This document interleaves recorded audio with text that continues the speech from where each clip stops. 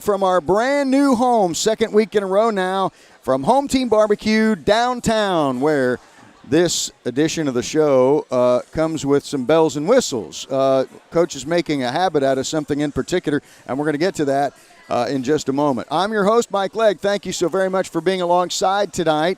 And we have for the next hour a visit with head coach Brent Thompson in advance of his game against Presbyterian, which is the opponent for the Bulldogs coming up this weekend. And the game is still going to be the same opponent, but the opponent is going to be the host instead of the visitor, and therefore that is something that will be a big storyline for this particular week. So we'll start off with some pleasantries, and that is to say that thank you for being here, Coach. We appreciate your time very much. Good to see you. Hope you're doing all right. Well, thanks, Mike. It's always good to be here, and once again, enjoying the wings. So that means we got a win last week. So that's always a treat for me on Wednesday nights.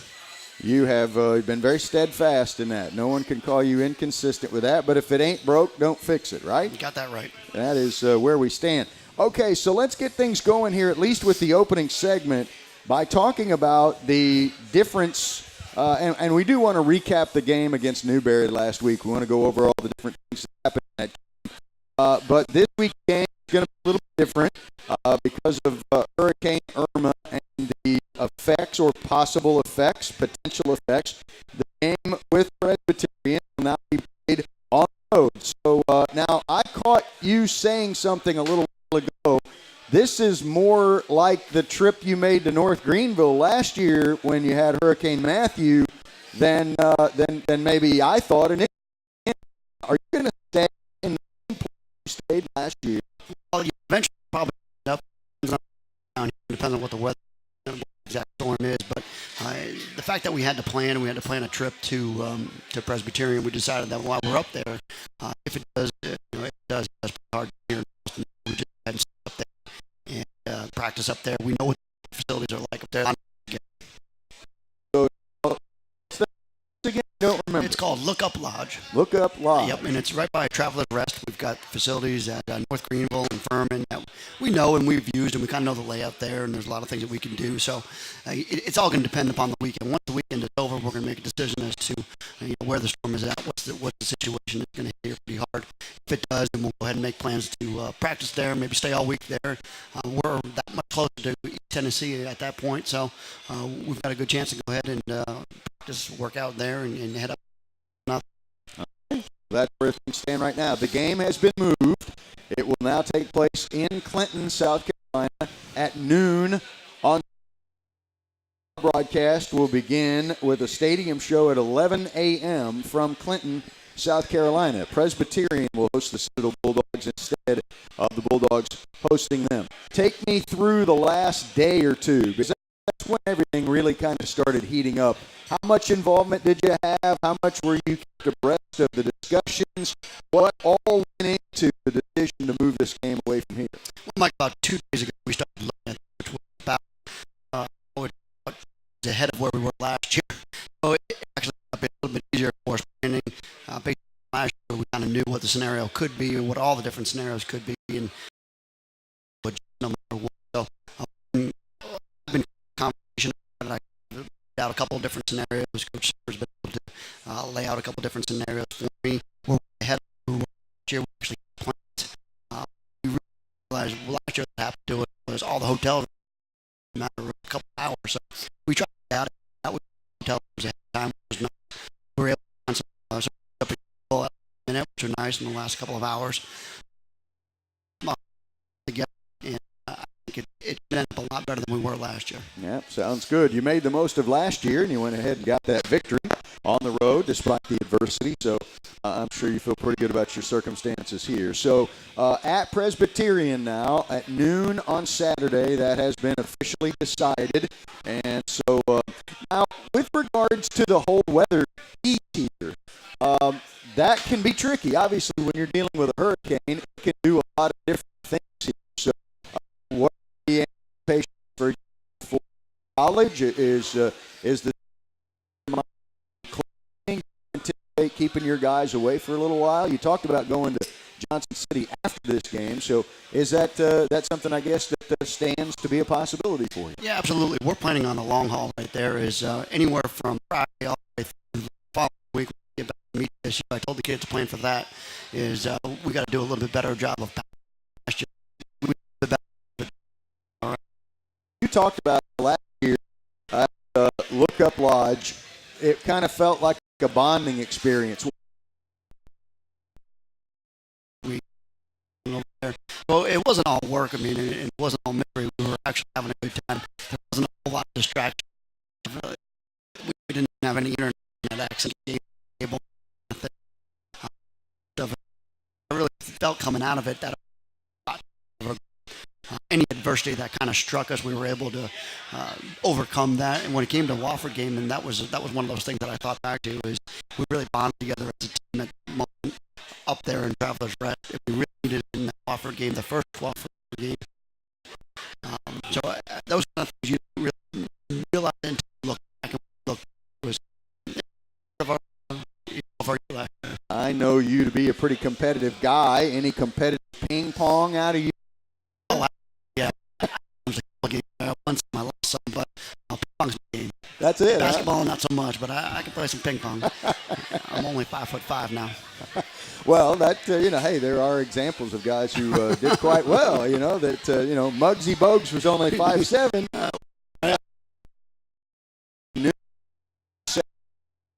In Clinton, South Carolina, the Blue Hose are going to host the Citadel Bulldogs this weekend. Before we go to our first break, I will mention that the polls are out, and this week the Stats FCS poll, which I kind of consider to be the official poll for FCS football, has the Citadel Bulldogs number 14. The coaches poll has the Citadel Bulldogs number 13, and so they will take on Presbyterian this weekend. And we'll get to that quite a bit more as we go along. But when we come back, I want to take a little trip down memory lane here, because the Bulldogs did just play this past Saturday and got a victory over Newberry at home. So we want to take Coach through all of the different things that had to do with the Newberry game and walk through some of the strategies and things that occurred when we come back in just a moment. We're downtown at the Home Team Barbecue on Williman Street for the Coach Brent Thompson radio show on ESPN Radio 94.7 FM and 910 AM. Style. Selection.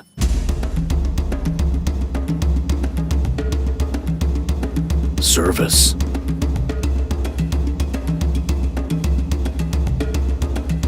Quality. Value. See what everyone is talking about. Ashley Furniture Home Store. Our success. We as South Carolinians work best together. Don't follow your bank into the impersonal world of mergers. Make a change. Visit South Atlantic Bank to talk with local bankers who care about the Low Country. Our local headquarters will be ready next year on Johnny Dodds Boulevard. Until then, stop by our current location. You'll find a community bank with a proven track record of financial success. South Atlantic Bank. People you know and trust. South Atlantic Bank Mortgage Group, providing the keys to home ownership. Buying a home is a big financial decision, so you need a strong team working on your mortgage. That team is at South Atlantic Bank. Decisions are made right here in our community by mortgage professionals who really know the Low Country. South Atlantic Bank offers competitive rates and terms on loans for home purchase or refinance.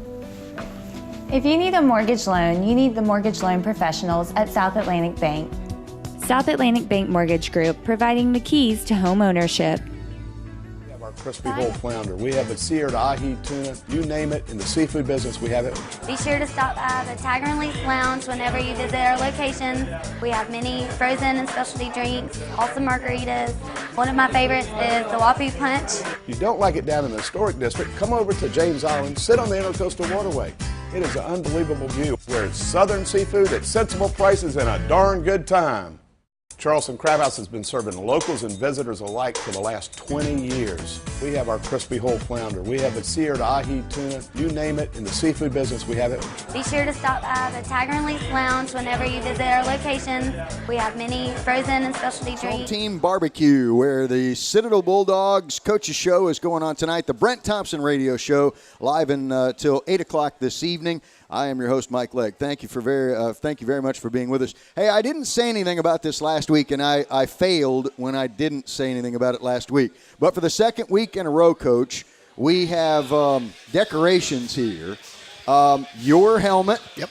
It's in front of you on the table for those of you who are watching on YouTube, and the Presbyterian helmet is in front of me over here. And Jack Watkins is the guy responsible for helping us with that, and we want to say thank you for that, Jack. The place looks so much better up here anyway because of what you did, so thank you very much for doing that. And we thank everybody else who's here this evening, who's come out to watch the show, and we look forward to being back here 1 week from tonight, whenever hopefully we'll be talking about win number 2 on the year, and then headed into the ETSU game before a week off for the Citadel Bulldogs. All right, Newberry. Let's get to that one, Coach. Let's talk about your performance against Newberry. First of all, we talked about this going into the game last week, about you felt really ready for that first game. Didn't feel like you were shorted on time to get ready.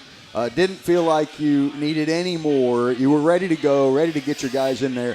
From the beginning of the game, how did it translate? How do you feel like your guys did coming out of the locker room and the effort and the energy that you had for your first game of the year? Well, I thought the defense played extremely well right out of the gate. As we got a couple of 3-and-outs right away. Offensively, we took a couple of chances down the field, which is not like us, but we want to make sure that people get backed off of us a little bit. We've been working fairly hard on our passing game, so when you're working hard on the passing game, you want to give it a little bit of a test. So, our first couple plays there, we were trying to, just threaten them deep a little bit and put the fear of the forward pass in them a little bit.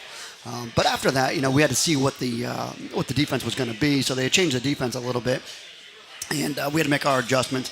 And anytime that you have young guys in there, you got to be careful of what adjustments and how many adjustments you had to make. So we kind of hunt and pecked a little bit. But I think by the second or third drive, we kind of had a little bit of a rhythm. And then always from there, it's a back and forth. Is once you get a rhythm, they're going to have some adjustments to it. So once again, it came out of the gates pretty hard. We stopped the run on defense and made them do what we wanted to do, get the field position, play the field position game. And that's the way we do it. You had 3 drives in the game. Of the 31 points that you scored, 3 of those scoring drives were double-digit plays. The first one being a 12-play drive, 75 yards, and you took 5 minutes and 17 seconds off the clock. And at about the 7:14 mark of the first quarter, you get the touchdown from Grant Drakeford, a 29-yard run, putting you in front of this one, 7-0. But, a lot of times people say that those double-digit drives in terms of plays, the longer you have it, the more that you could put it on the ground. But for you guys, those are kind of staples. You have those all the time, and it's a sign of success. Well, Mike, there's a couple things that go into that. First of all, we practice double-digit drives. We don't go 6-play racks. We don't go 8-play racks. We go at least 10-play racks. Our players have got to be conditioned. And it's like Coach Boyd put it to me one day. He said, if you're a middle reliever and you're throwing 60 pitches, that's about all you're going to be good for, right? So that's the same thing with our offensive line, especially as those guys have got to be able to play 10 straight, 12 straight plays. I think we had 6 drives that were 8+ plays, which is what we do. And I know it's not sexy, and I know it's not pretty all the time, but it's very effective, and it's exactly what happened. You get somebody into the fourth quarter, and you've been wearing on them for 8 to 10 to 12 play drives, and the next thing you know is the fourth quarter gets to be a lot easier. We're well conditioned, especially down in Charleston, is we've got a pretty good chance in the fourth quarter, to wear some people out. And that's what everybody's got to understand is there's a theory, there's always something behind our thought process of, hey, keep pounding these things, stay with your game plan, don't abandon your game plan just because, you've got 2 and 3 yard gains and you really want to have 6 and 7 yard gains. Well, yeah, we would all like that. However, we still got to put in the work on the front end in order to enjoy the benefits on the back end. You still got to plant your seeds early enough and then harvest them later.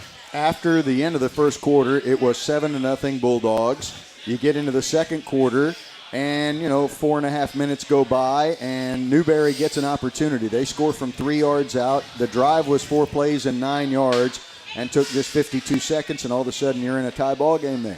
Yeah, Mike, unfortunately we got ourselves into a bad third down situation on offense. Forces us to throw the football, and the next thing you know, we throw the football. watch it on film. He got up high off the ground, made a great catch, gets the ball all the way down the red zone, and we're doing a great job of stopping him.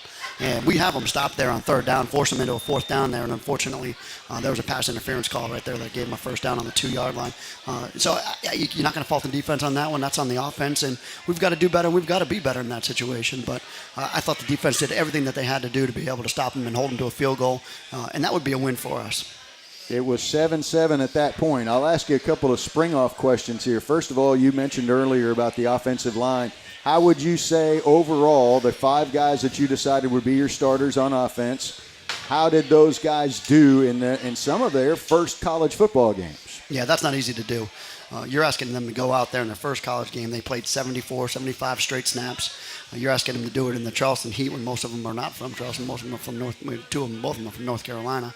So we put a lot on them, and then you throw a different defense at them. And not that we didn't rep or practice that defense, because we did, and we have in the last couple of weeks. But still, you're going in with a couple of different thoughts, a couple of different game plans, and you're asking those guys to convert. And you still got a redshirt freshman at the left tackle spot as well. So 3 of those 4 guys really haven't played a whole lot, or 3 of the 5 haven't played a whole lot. Tyler Davis is the only one that played a solid amount of time over the last 2 years. I thought they played outstanding. You know, there's things that we need to correct. Sure, their technique needs to get better, but their effort was right on. They are downfield making blocks. They are being physical with the team. They are doing everything we're asking them to do. And now we just got to refine it. So now, after that is all said and done, something else you said reminded me of something, because you talked about the pass interference penalty that happened in the back of the end zone there. So it made me think, okay, how did you implement or utilize instant replay in the first opportunity that you had this season to have that, since you guys have it at home and not everybody else does? Well, we had that drive that brought us all the way down. We got inside of the 10-yard line. And anytime we're inside the 10-yard line, we want 7 points out of it. We go for it on 4th and 2, 1.5, and don't get it. It's something that I think we should always get, and I thought we did get it. The guys up top thought we did get it. So I went over to the official, and I asked for the replay, and then I asked again for the replay. And then I asked a third time for the replay, and then I demanded the replay. And now I didn't win the replay, which is unfortunate, but hey, those are the kind of things. You know, they're looking at it. But you know, when it comes down to it, it'd make me feel a lot better if I challenged that call right there. That's something that I thought we should get and did get. But you know what? It didn't go our way. That's the way it goes. And the same thing happened to them. They challenged one, they didn't get it. We're both kind of feeling our way through that one. So to clarify, instant replay, you have a challenge. If you win the challenge, you'll get no more than one more. Correct. But when it has to do with a spot, does it have to be a within 2 yards kind of a scenario to check that one out? No, I don't think so. So, like, if you thought if they whistled them out of bounds or something like that, I don't think it would be in that scenario. I think there's a couple scenarios where I thought maybe last year in the Wofford game where they spotted it out of bounds a couple of yards out where it was not a 2-yard situation. But always the spot, the spot in football is kind of the thing it doesn't mean anything until 3rd and 4th down, right? I mean, shoot, on 1st and 2nd down, you're not thinking about where the spot is. That 6 inches doesn't matter, but certainly those 6 inches do add up at some point. That's for sure. All right, so we're in the second quarter still, and the final score of the second quarter came from Jordan Black, a 1-yard touchdown run with 1:28 to go in the second quarter. So the Bulldogs go up 14-7 after Jacob Godek's extra point. 11-play, 45-yard drive in 4 minutes and 25 seconds. This gives us an opportunity to talk about Jordan Black. Why was he inserted in that particular circumstance? And let's talk about the quarterback situation. And you're having the luxury to play 2 guys whenever you kind of want to do that. Yeah, well, Mike, it was a 45-play drive, which was nice. It means that we got the ball fairly close, right? Yeah. So you got to put it on the defense, man. They did a great job. But really, it goes back to the punt. I think the punt is the one that pinned them down there pretty good. We had that freshman punter, Noah Cannon, put the thing out right around the 1-yard line and backed him up. And that's tough to operate, especially when you're going to snap the ball 7 yards deep into the end zone to be able to get the ball out of the end zone. Which I got to commend the defense for that. And then, it was a favorable situation to put Jordan in. First time entering the game, you're at least on the plus side of the 50. It's never a comfortable thing when you're putting your next quarterback in the game, but we had told Jordan that was the situation. That was a great situation for him to be in. Kind of a change it up kind of a deal. And it worked exactly the way that we wanted it to. He comes in, makes a couple of great plays in there, makes good reads in there. And then whatever happens is he can usually make a guy or two miss. So that's the dynamic of him. It's just a completely different dynamic than him and Dominique, which is fun. It's fun to have at your disposal. We've talked about this stuff quite a bit before, but just, maybe asking this question a little different way here. How do you manage that as a coach? Does Dominique Allen know that you are the starter? That's not a question. Or is there an element there for competition's sake where he doesn't necessarily know and maybe is not necessarily, given the job as the starting quarterback? How do you manage that as a coach? Well, it would be hard in that situation where Dominique knows he's been the starter for the last couple of years. He knows he's got some pressure on him if he doesn't perform. But really, Dominique's a competitor. I know every day he's going to come out there and he's going to come to play on Saturday. And if he doesn't, I do have another option in there as well. So it's not as if I'm running out of options and I've just got to play him. But he has handled it extremely well, and we're extremely upfront with him. And that is, hey, look, you're going to have a series or two where you're going to be on the sideline taking a look, and he was great. He went in there just before Jordan took the first snap, and he said, this is what you're getting, watch out for this, all right, and then just make these checks when you see it. Just those quick couple of things, and the next thing you know, Jordan's got some confidence about him, and Dominique's taking a look on the sideline, and then he and I are communicating about what the next thing is to go to when he's in there, which is it's kind of a neat thing to have for us. Coach and I are going to come back in just a couple of moments from right now, and we are going to get into the second half of this game because it got pretty exciting toward the end of the third quarter, and the Citadel Bulldogs would kind of take this game and run with it. They were up 14-7 at the end of the second quarter, and we'll recap Newberry when we come back. Now, the big news today is, just released not too terribly long ago, is that the Citadel Bulldogs game this weekend will be at Presbyterian instead of being at home against Presbyterian, and instead of a 6 o'clock ball game at Johnson Haygood Stadium, it will be a noontime kickoff from Bailey Memorial Stadium in Clinton, South Carolina. More about that when we come back. It's the Brent Thompson Radio Show on ESPN Radio, 94.7 FM and 910 AM. In barbecue and wings, but have you tried Qology yet? Barbecue nachos, award-winning ribs, barbecue tacos, and of course our pulled pork sandwiches, just for a start. Live entertainment and happy hour Monday through Friday from 4 to 7 p.m. Visit Qology Barbecue today, located at 32C North Market Street at the corner of North Market and East Bay. You've seen us compete on Barbecue Pit Wars. You've heard about our collection. Everything you need to create your own backyard fire pit.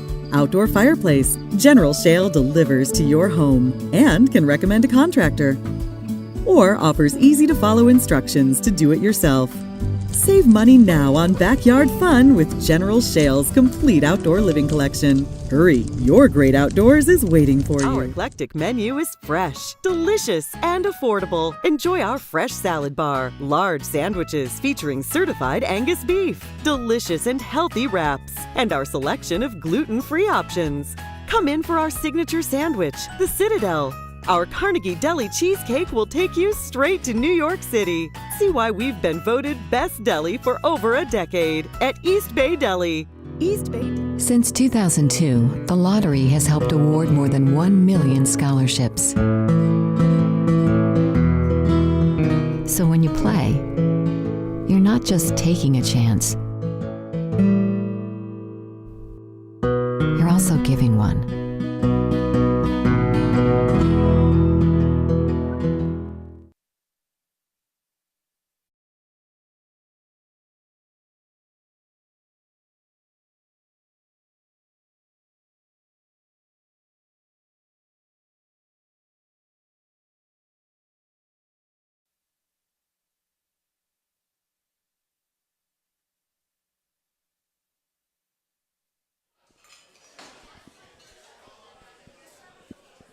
Welcome back to Fiery Ron's Home Team Barbecue in downtown Charleston. Our previous home for the last 3 years has been the location in West Ashley, but here we are at the downtown location, 126 Williman. We hope you'll come and see us one of these evenings. Coach and I will be here for several more consecutive weeks as the Bulldogs make their way through their schedule. This weekend, they go to Presbyterian. Hurricane Irma has necessitated a change, and so the Bulldogs will play at Presbyterian on Saturday at noon at Bailey Memorial Stadium in Clinton. So giving you a heads up where that is concerned, that news is not all that terribly old, and the Bulldogs will play a road game there. Earlier on in the broadcast, I made mention of the set decoration here, and so I want to go back to that just a little bit because there was something that was evident at the game the other day. First of all, the Bulldogs went navy on navy in terms of their uniform combination, and they wore a helmet that was, somewhat, looked somewhat like the previous Citadel helmets. It has a Citadel blue stripe over the top from the forehead to the back of the neck, and then on either side of that, navy blue stripes. There was one difference, though, and that was the number of the player was on the side of the helmet. The one we have here on the table tonight is the number 17. So I'll ask you, Coach, where did that come from? Whose idea was that? Well, it was always my dream to have the numbers on the side of the helmet. It's such a classic look, and I think that's the kind of football team that we are. We're a classic football team, and so this summertime we were erecting a memorial room or a lounge to Paul McGuire, and I had noticed back when Paul played the helmet was the exact same look. I said, you know what, that is a sharp look. It reminded me of when I was growing up, as if I ever was the head coach and I had the choice, I want to go with the numbers on the side of the helmet. So I got Kevin Yeager and Austin Wiles to get the numbers in for me, and we put them on, and I loved the way that it looked. So we held it back for a little while, showed it to the team. Kids absolutely loved it when they saw it. The Navy pants has been something that we've been talking about for a while, just giving us another uniform combination. It's something that we wanted to try out and take a look at.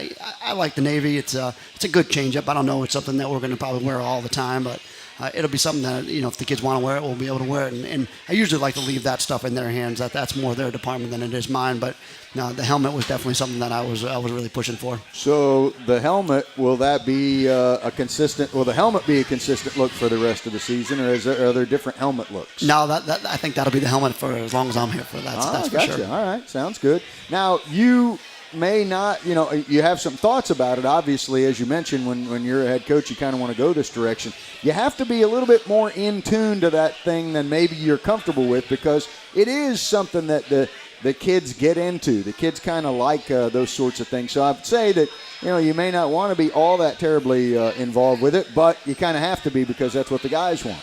Yeah, absolutely. There's a give and take there. There's certain things that I'll hold my ground on, but there's certain things that I leave up to them and make them feel a part of the team. We've got a leadership council for a reason.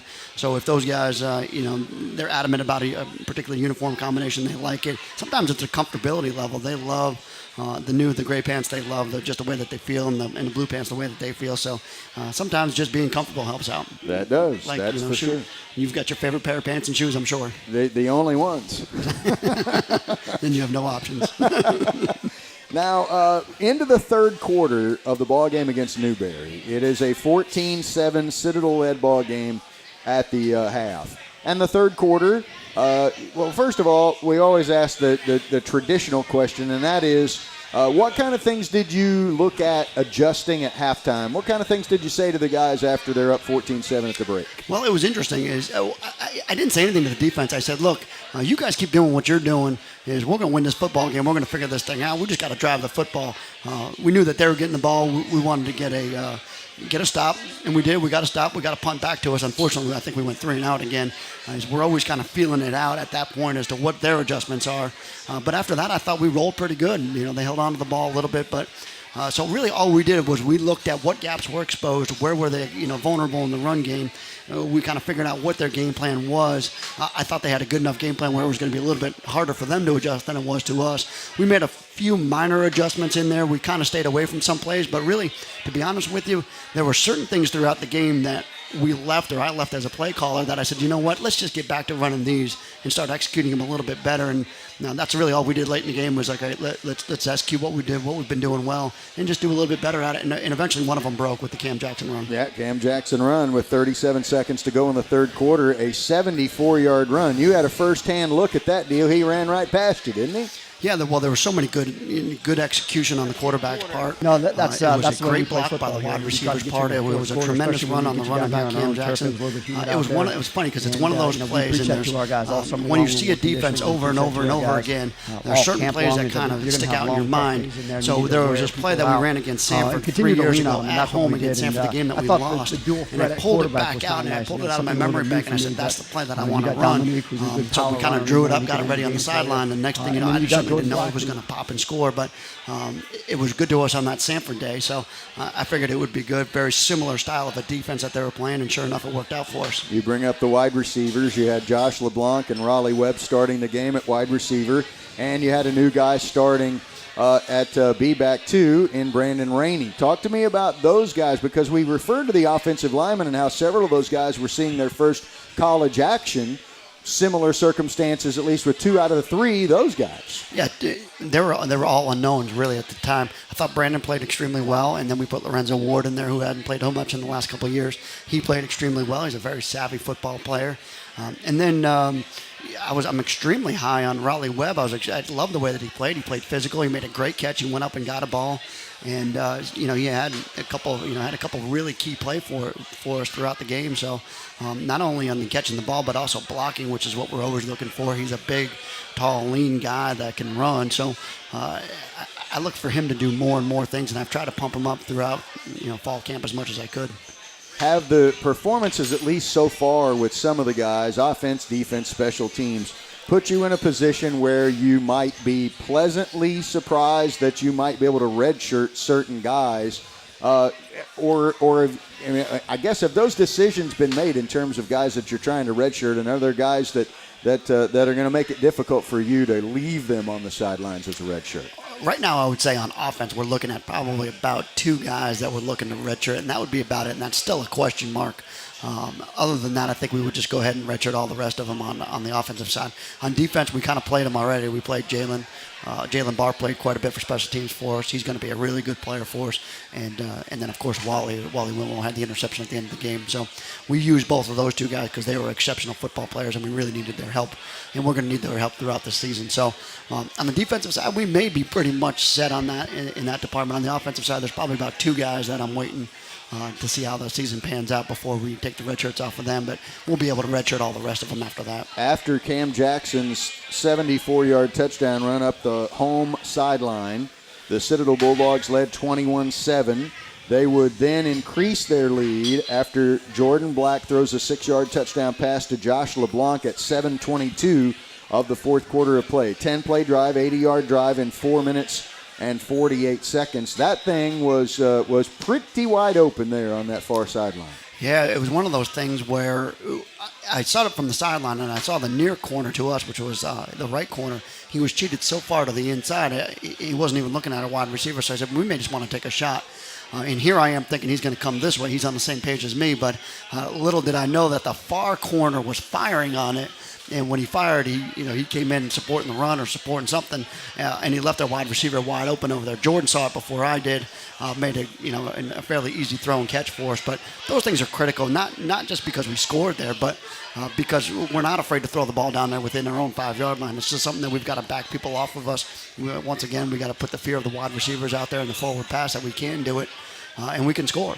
Newberry comes back with a touchdown, 4:28 to go in the game, a 26-yard touchdown pass for Chance Walker from Nick Jones, a 6-play drive, 75 yards in 2 minutes and 54 seconds, and it's a 28-14 ball game. Did you still feel pretty comfortable with where things were at that point in the game? I did. I thought that was probably the one drive the defense kind of gave up all day long, where it was not typical of the way that we had been playing. We had been stopping them pretty good.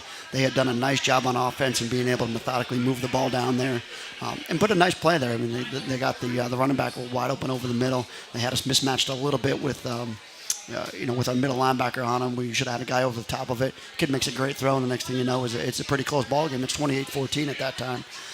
So I'm thinking, here you go. There's still plenty of time left in the game. We put the hands team out there after that. They kicked it deep to us. We let the ball go in the end zone. And then from there, I felt like we answered. Now, we didn't answer with a touchdown, but we answered with a pretty good field goal opportunity. So I was happy that we were able to answer a pretty good drive with a good drive. The field goal from Godek would close out the scoring. 17 seconds left in the ball game. A 9-play, 55-yard drive in 4 minutes and 11 seconds. And Jacob Godek kicks a 37-yard field goal to put the final margin up, which was 31-14. Talk about the decision to put him out there to kick the field goal. I would imagine that you have a pretty good idea what kind of range you have out of your kicker, but in game action, I looked at that and thought, okay, this is a neat opportunity for him to put him out there and see what he can do here. It's a great opportunity for him. In practice, I've seen him make them from the 50-yard line. I mean, I've seen him make 60-yarders. And I've seen him make a 60-yarders in a live rush situation. I know he has the leg to make it. Sometimes the accuracy is not always there, but he's got the leg strength to be able to do it. I don't think that's ever a question for us. Trotting him out there, if we think he's got a legitimate chance, he's got a chance to put it through the uprights. And I really thought that 37-yarder was probably good from about another 10 yards deep. Me too. I think it would have been as well.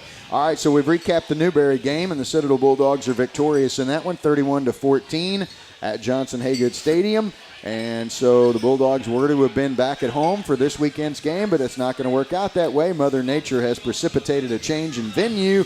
And so at Presbyterian for the Bulldogs this coming weekend, a noontime game.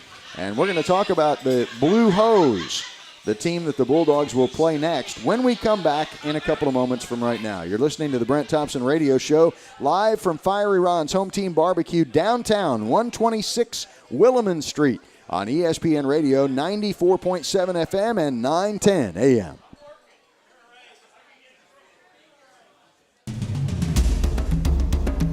Style.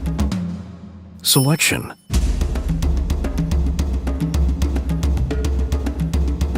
Service.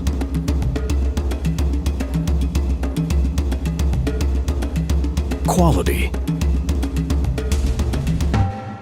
Value. See what everyone is talking about. Ashley Furniture Home Store. We build our communities. We earn our success. We, as South Carolinians, work best together. Don't follow your bank into the impersonal world of mergers. Make a change. Visit South Atlantic Bank to talk with local bankers who care about the Low Country. Our local headquarters will be ready next year on Johnny Dodds Boulevard. Until then, stop by our current location. You'll find a community bank with a proven track record of financial success. South Atlantic Bank, people you know and trust. We build our communities. We earn our success. We, as South Carolinians, work best together. Don't follow your bank into the impersonal world of mergers. Make a change. Visit South Atlantic Bank to talk with local bankers who care about the Low Country. Our local headquarters will be ready next year on Johnny Dodds Boulevard. Until then, stop by our current location. You'll find a community bank with a proven track record of financial success. South Atlantic Bank, people you know and trust. One of my favorites is the Whoppy Punch. If you don't like it down in the historic district, come over to James Island, sit on the Intercoastal Waterway. It is an unbelievable view where it's southern seafood at sensible prices and a darn good time.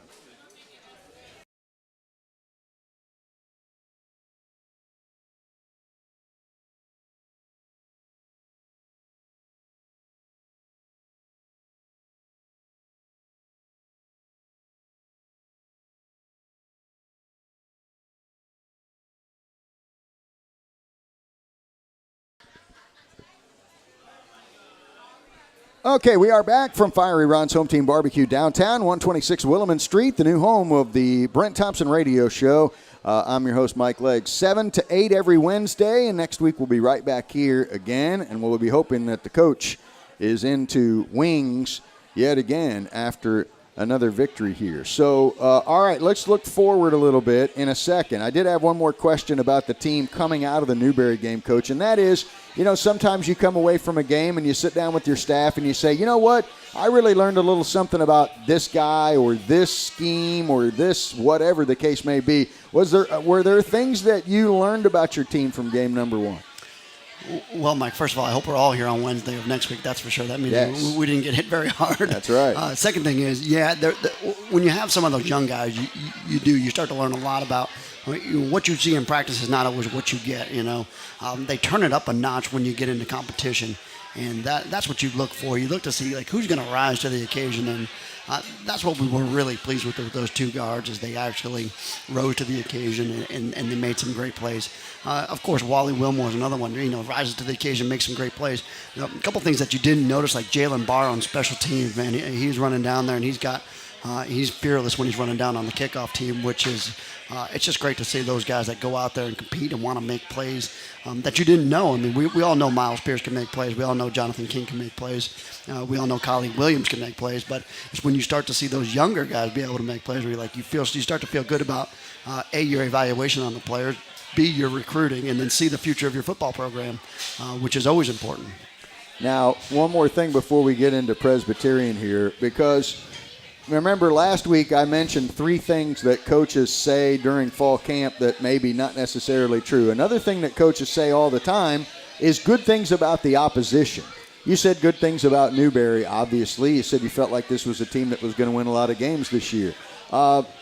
That was, I know, by knowing you a little bit, that wasn't necessarily just something you felt like you had to say. You actually believe that they're going to win a lot of games this year. No, you look at that team and you watch them in warm-ups, and they have got talented. The wide receiver crew is talented. Even though they graduated some good running backs, they got some really nice running backs. I watched their offensive line against our defensive line, which I thought they were a lot more athletic than I ever remember them being at Lenoir-Rhyne. I thought they did a great job. He's got a great scheme going there. And really, defense, I just thought he was a little bit younger than he usually is. He played a little bit younger guys on the defensive line. But I do think his offense will be able to score some points in that league. And I think he's got a 10-win ball club there, and he's definitely got a playoff team there. What are your initial thoughts about Presbyterian and what they pose as challenges for you? I think they're a lot more experienced on offense. They've got some pretty good playmakers on offense. The quarterback's a savvy player. Ben Cheek is a savvy player. I like the way that he plays. He's tough, hard-nosed, makes some plays, maybe not always there, but he's able to make and create some plays. He's got a nice freshman running back, which we saw briefly in the Wake Forest game. I thought he did some great things against Wake Forest. He's the transfer from Arkansas State, I believe, kind of signed with them and then transferred over. I think on offenses they're a lot more experienced, and they can be pretty good and pretty explosive. The defensive side, which is it's always scary just because it's the head coach's side. It's the one that he takes care of, which I understand completely.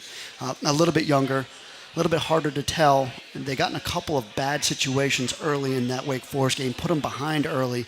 The next thing you know is that, they're starting inside the red zone, or they're starting on the plus side of the 50, which is always difficult for a defense to be in. So younger, a little bit less experienced. They played a lot of guys. They played a lot of younger guys on the defensive front especially. I don't know what to expect. As they say, they're always going to get better between week 1 and week 2. They've got an extra 2 days to get themselves ready for this game.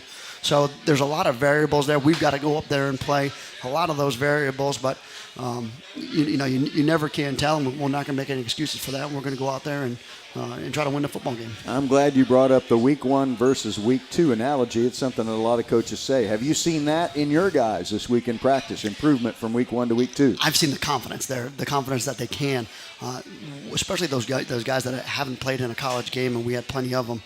They don't know if they can survive a 75, 76 play game. They don't know if they can survive on the defensive side a 59 to 60 play rep game, and their defensive lineman that plays 25 to 30 reps. And they may be a young man that has only played 15 to 12 reps a game, and here you're trying to up their rep count. That's the confidence that they have to have going into the second game is, hey, I've done it before, I can do it again. I don't need to save or conserve energy. I'm in plenty of good shape here. We just need to go out there and execute and just do my fundamentals, and we're going to be okay. You kind of alluded to this earlier when we were talking about the Wake Forest game. How much usually and actually, how much can you get from the Wake tape on these guys? It's hard for our offense. Now, our defensive staff will be able to take a lot from it. And the defensive staff, they grind over and they pour over every single film going all the way back to last year. We will go through every single film on the offensive side, but we won't pour over it. We kind of do it for personnel reasons. We do it for, kind of minor adjustment reasons. But it's a team that sees the triple option every year. They play Kennesaw State. They've got a good idea. Coach Spangler's been around this game long enough where he knows exactly what's going on out there. You're not going to fool him as much. You've got to be able to out-execute as best you can, and that's what we really should do every week. I noticed from the stats that this team ran 45 times, and they threw 9 times in this game. The freshman you talked about, his name is Torrance Marable. He rushed 16 times for 162 yards and had a 58-yard run in the game against Wake Forest. That's an incredible set of numbers for a guy starting off his college career. Yeah, he's very dangerous. I watched that live when they were playing on Thursday night, and I knew at that point that he was going to be pretty good. He's definitely a good player. So, yeah, they rushed for over 200 yards on a pretty good Wake Forest team, and then you got to be careful of that, which is a little bit of a change for them this year. Is they're in that one game, they probably rushed for more than they had in probably a couple of games put together last year. Their coach, as Coach has mentioned, is Tommy Spangler. He's in his 7th season as their head coach, but the first year of another stint. This is his 2nd stint as their head coach. He had them at one point. Now, this was in 2005, and they were a Division II team. They've been Division I since 2007, but here's a guy who's led them to a 10-2 record at some point in his career. Yeah, and when he was the head coach there, he kind of ran that South Atlantic Conference, the conference at Newberry and Lenore Ryan and Carson Newman. He ran that conference for a few years and did a great job of it. So he knows that he can get it done, and he knows that he can get it done there at PC, knows what it's all about, knows what it takes to get it done there. So I think he has a lot of confidence at Presbyterian as well. Have they had growing pains from D2 to D1 in your mind? Probably. It's not an easy jump to make. There's a lot of things that you don't take into account sometimes. You're not always able to get the Division I player all the time, but when you're a Division II team, you can kind of get a little bit underneath some of the Division I standards at times. But I don't know exactly. Coach Nichols and I were pretty good friends, the previous head coach, so I know he had a little bit of a rough go over there. And they've got pretty nice facilities. They've got a great school there. Location kind of hurts them a little bit. But they do have a pretty good proximity to Georgia. I know they got pretty high academic standards, which certainly is always tough when you're considering trying to get a lot of players in there. I have been around coaches before, present company excluded, I must say, where I thought, okay, here's a coach that was either a 1AA coach that's now an FBS coach or a D2 coach that's now a D1 coach who's still recruiting players when they were at the previous or lower level. And obviously that's a pitfall. If you're still recruiting Division II players to a Division I program, you'll have all kinds of problems there. And so I would imagine you guys have your goal out there all the time of we always want to recruit a step above maybe where we feel like the baseline level is for talent in our conference. Yeah, you do, and you've got to draw that fine line. As if you overshoot too many times, then what'll end up happening to you is you won't get, and you'll end up landing so far behind what you could possibly get there. So you've got to have a happy medium between guys that you want to take shots on, but the guys also that you know that you can also get and attain. And really, that we draw that line that hey, he needs to be a good football player, and we can develop him into a good football player. That's the only chance that we have. So we need to take about 2 or 3 difference makers a year, and then everything else beyond that has got to be guys that we can develop, guys that we can make into what we want to make, and that's all throughout FCS, but even more so important at the Citadel because we're not going to be able to build off of transfers. One more segment with Coach, and it'll be when we come back from this particular timeout. The Bulldogs are going to Presbyterian instead of hosting Presbyterian. The game time now Saturday noon rather than Saturday 6 at Johnson Haygood Stadium. All of this precipitated by the threat posed by Hurricane Irma. And certainly the next week will be interesting, tenuous, I suppose, if you will, to see what is going to happen in this area of the country. More about the Bulldogs game against Presbyterian when Coach and I come back to Fiery Ron's Home Team Barbecue downtown. We're at 126 Williman Street. One segment left on ESPN Radio 94.7 FM and 910 AM. Style. Selection.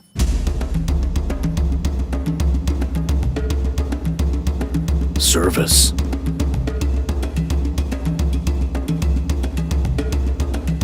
Quality. Value. See what everyone is talking about. Ashley Furniture Homes. We build our communities. We earn our success. We, as South Carolinians, work best together. Don't follow your bank into the impersonal world of mergers. Make a change.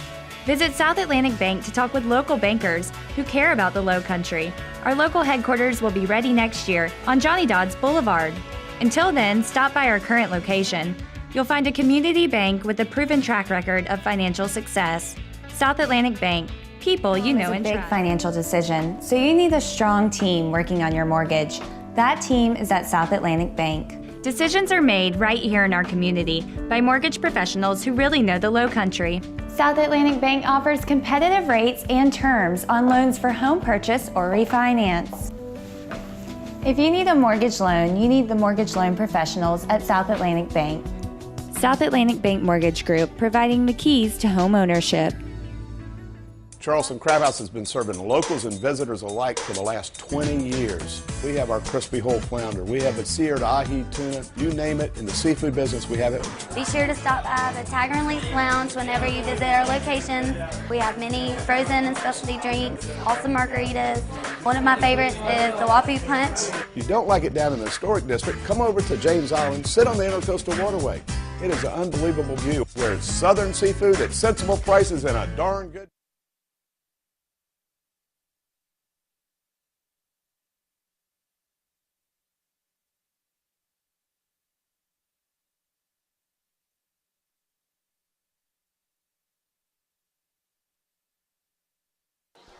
Welcome back. Final segment of the show for this evening. It's the Brent Thompson Radio Show, live from Fiery Ron's Home Team Barbecue, downtown, 126 Willamette Street. It's only the second week for the show to be airing from here. Hey, we had a good run over there at the old West Ashley location, but really liking our new surroundings here. A lot of people right out in front of us here coming out to watch the show each and every week. Now, with regards to Hurricane Irma here, this is a unique circumstance because a couple of weeks ago, you had players, well, a week ago, you had players from the Houston area that were concerned about their families, and now, probably more now, you're going to fall into the stuff where their families are concerned about them. And so, unfortunately, we're having too many of these sorts of things coming around, and there are two or three others kind of brewing out there at different points south of us here. So you're in a circumstance now where you're I'm sure, fielding calls from parents and your coaching staff. Everybody's kind of wanting to know what in the world's going on, what is going to happen there, and it's hard to answer that question right now, I'm sure. You know, it is hard to answer that question, but the nice part is I at least have something to refer to as of last year. It was, hey, whatever it's going to be, we're going to make sure, A, that they're safe, and B, that they're well taken care of. Is if they're with us, we're going to make sure that we've got them, housed and fed, and we're going to be doing what's right for them and what's right by all of us, because we're all going to be in the same boat together. And then, if they're going to be not in a part of the travel party and they're going to go off, we're going to make sure they got somewhere to go. And if they don't, they're coming with us. And that's exactly what I told them, is if, whatever it is, we're going to make sure that you've got a spot to go and that you'll be well taken care of. As a follow-up to the Houston situation, because obviously that hasn't gone away. Those circumstances are still dire in some areas there. The four guys that you have on your team, how are their families in Houston? Everything is good. The only thing that they're a little bit worried about is, in fact, one of them came to tell me today, was if anything else hits at this point. They can't handle too much more. If anything else hits, then we may have to look at sending some guys back down that way to help out a little bit. But as of right now, everything's in good shape, and we just kind of hope that all the water recedes and that they don't get any rain for a while. Unfortunately, there is, as all of these hurricanes and tropical storms are named by the alphabet, you've got Harvey that hit in the Houston area and in the Gulf, and then you've got Irma, which is posing the biggest threat here. Jose is behind that. But there's a K, there's a Katia, and my understanding is that's kind of in the Gulf, the Gulf area, below Texas, below Alabama, stuff like that. And that, again, it kind of would allude to what you were talking about. Really don't need that to be happening. No, that's the one that we're watching as far as Houston's concerned is, I don't think that they can handle any more at this point. We need to make sure that stays to the south of Texas. Plan is in place for the Citadel Bulldogs. They will play on the road this week instead of playing at home, and they will play at Presbyterian on Saturday at noon at Bailey Memorial Stadium. It seats about 6,500 people. This is the 63rd meeting between the two teams. It'll be the second one since 2007. We talked about their running back, Marable, who could be very dangerous. And Coach talked about their savvy quarterback by the name of Ben Cheek, who had 8 starts in 2016. There's Deshaun Davis, a wide receiver, caught 42 balls last year for 455. They have another wide receiver by the name of Darquez Watson. Now, they didn't use them all that much last week, but apparently they're very talented there. Yeah, when we took a look at their offensive personnel early on in the week, and that was the one that Coach Harrell kind of said. He obviously mentioned the quarterback and the running back, but he did also mention Davis as well as one of those guys that we've got to pay attention to where he's on the field, line him up in a couple different spots.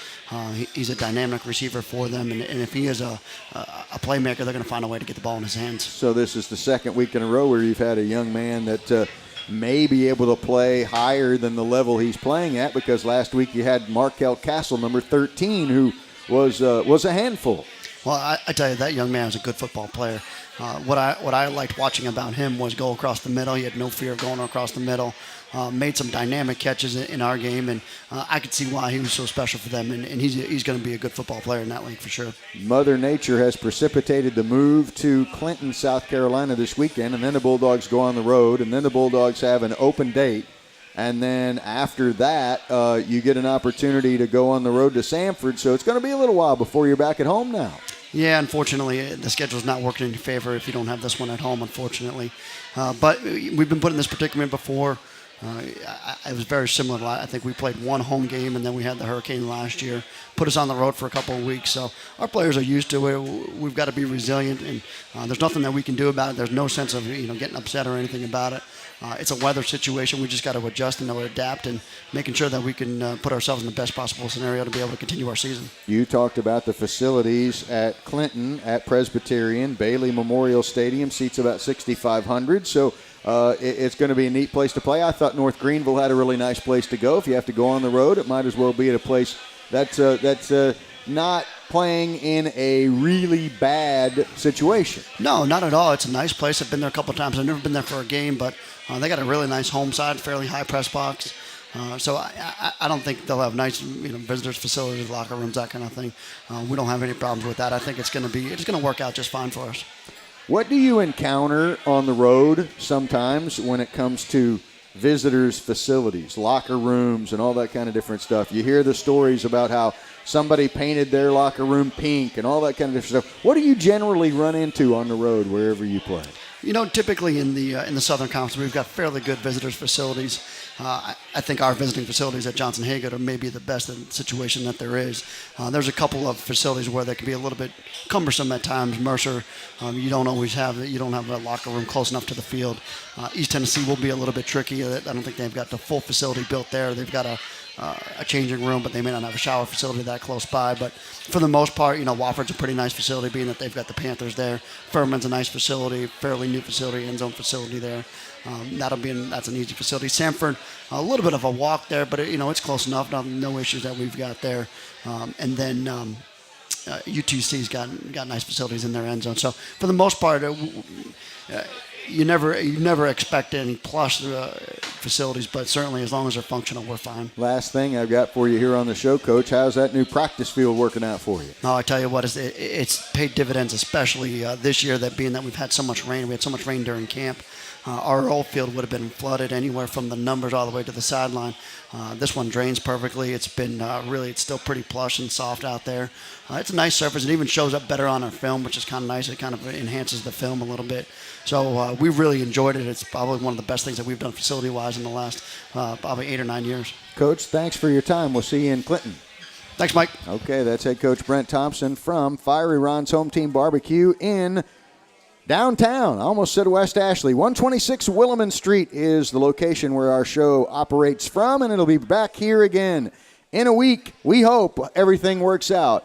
Hope everybody stays safe and takes care of your families. Please pay attention. Please be diligent with your safety. And we want to see you all again at the next home game at Johnson Haygood Stadium, and we want to see you again right here next week at Fiery Ron's Home Team Barbecue downtown at 126 Williman Street for another edition of the Coach Brent Thompson Radio Show. I'm your host, Mike Legg. We'll talk to you soon, and go Bulldogs.